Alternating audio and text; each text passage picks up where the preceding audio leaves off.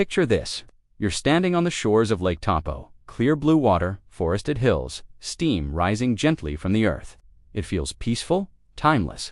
Now rewind 26,500 years. The lake vanishes, the ground splits open, and over 1,000 cubic kilometers of magma explodes into the sky. Ash rains from the heavens across an entire continent. Pyroclastic flows bury valleys under 200 meters of volcanic rock, and the Earth's climate itself begins to buckle. This wasn't just New Zealand's largest eruption. This was the most recent supereruption on planet Earth. This was the Oruanui Eruption.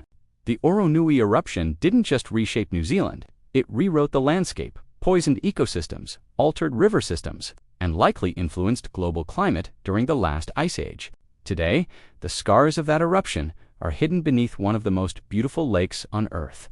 But beneath Lake Taupō lies the collapsed heart of a volcano capable of ending modern civilization if it were to erupt again. In this video, we're going to break down what caused the Oruanui Eruption, how it unfolded step by step, and why it still matters today. When the Oruanui Eruption occurred, Earth was locked in the grip of the last ice age. Global temperatures were colder, sea levels were lower, and New Zealand looked nothing like it does today.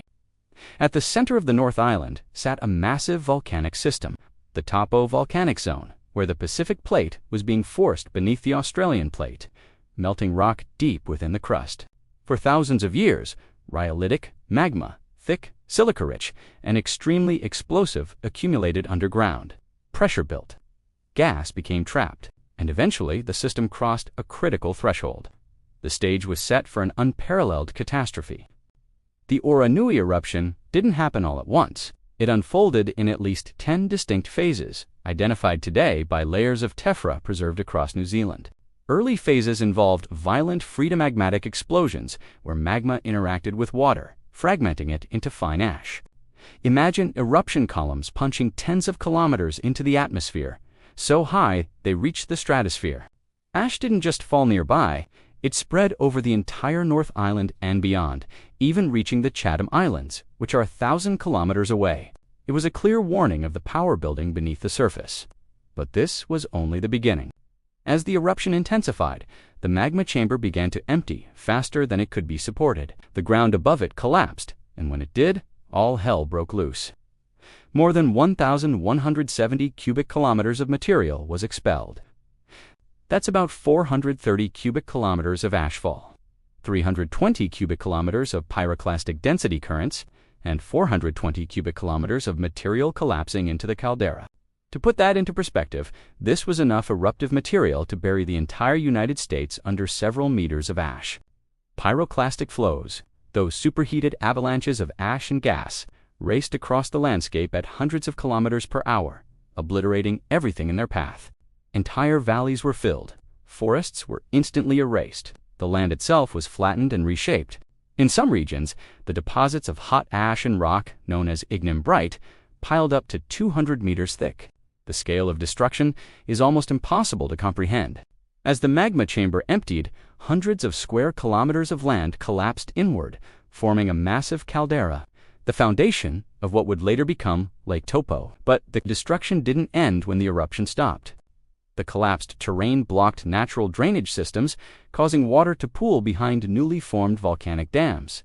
Eventually, those dams failed.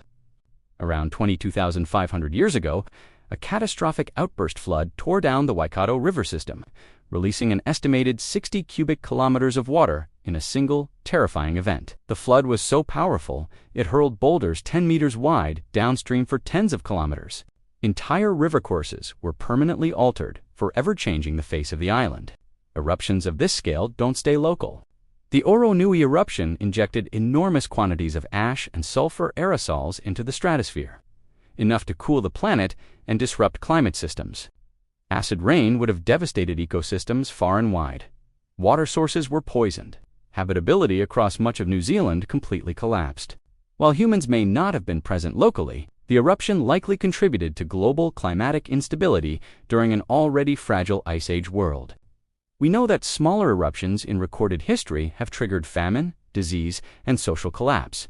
The Oruanui eruption was an order of magnitude larger.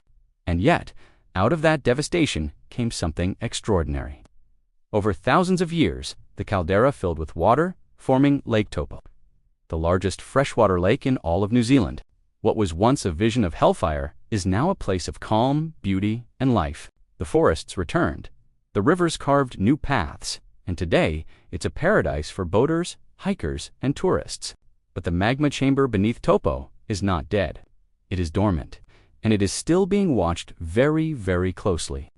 Modern humans have never experienced a supereruption. Our cities, our global supply chains, and our complex systems are fragile. An eruption on the scale of Oruanui today wouldn't just devastate New Zealand. It would have catastrophic global consequences. It would trigger a volcanic winter, widespread crop failure, and a level of social disruption we can barely imagine. That's why scientists monitor Taupo so closely, tracking every tremor, every ground deformation, every change in gas emission. Because the lake may look peaceful, but it hides the most powerful volcanic event Earth has seen in the last 70,000 years. If you have enjoyed this deep dive into the Earth's most extreme events, make sure to like, subscribe, and hit the bell so you don't miss future uploads. And remember, the calmest landscapes often hide the most violent pasts. Thanks for watching.